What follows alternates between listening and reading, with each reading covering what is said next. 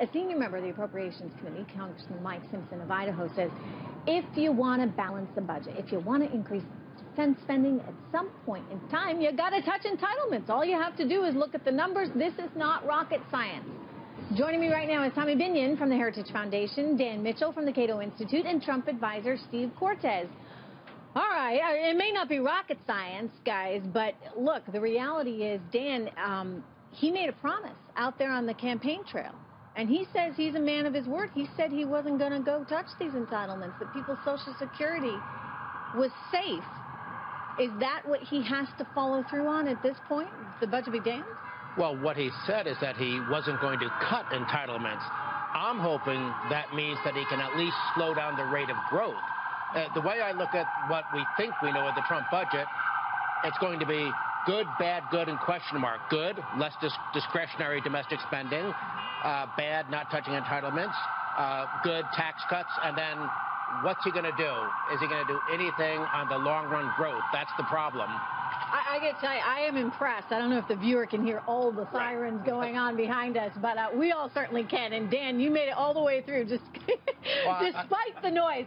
Anyway, you're making some good points here.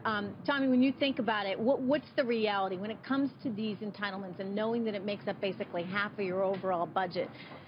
You know, do they need to be fair game? The reality is, if you want to preserve the entitlements and if you want to balance the budget, they need to be fair game. But I don't think that Trump leaving entitlement reforms out of this first budget of his necessarily takes entitlement reform off the table. I think congressional Republicans, certainly conservatives, are planning to take a major stab at entitlement reforms when they have to tackle the debt ceiling this summer.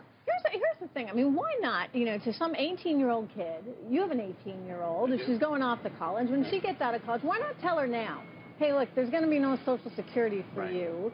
You're going to have to come up with your own alternative plan for retirement. I mean, couldn't you actually start to make some significant inroads by dealing with a younger generation of people? And Trish, I think to your point, by the way, if you talk to millennials, and I don't have data on this, but just anecdotally talk to them, I think they already assume that. They really do. So I don't think it's politically unfeasible. Now, I would say in terms of entitlement reform for people who are either currently receiving benefits or about to, totally politically unfeasible. Forget it. No, it's a non-starter. And, you know, Dan, I'm very sympathetic. I love the Cato Foundation. They're dependent on that money. Yeah, they're dependent on that money, and they elected him because he promised he would keep those checks coming. Right. And so I think that is not politically feasible in any sense. I think Trump correctly and aptly recognized that early on.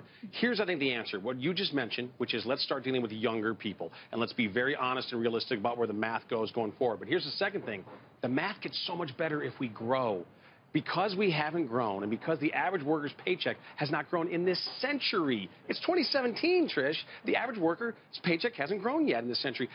That's one of the main reasons, if not the main reason, that Donald Trump was elected. If we get to where we belong on the growth curve, through deregulation, through tax reform, we are through sensible trade deals. You're going to have a much prettier picture to look at. The math gets so much easier. The other thing that, you know, nobody wants to talk about this ever since Bush tried it and it failed is the privatization of Social Security. Why not empower people to have the ability to control those accounts themselves? I mean, Chile has done this very, very successfully with privatized accounts there. Dan, this should be music to your ears, right? Isn't that some kind of system that puts the power in the hands of the individual the way we need to go when we think about these young 18-year-old kids? It is music to my ears. I wrote my dissertation on Australia's privatized system, which I think is even better than the great system in Chile. But I actually think there could be a coming together of the Paul Ryan people and the Trump people, because Paul Ryan's budgets the last 6 years, they haven't touched Social Security. Now, they have addressed Medicare,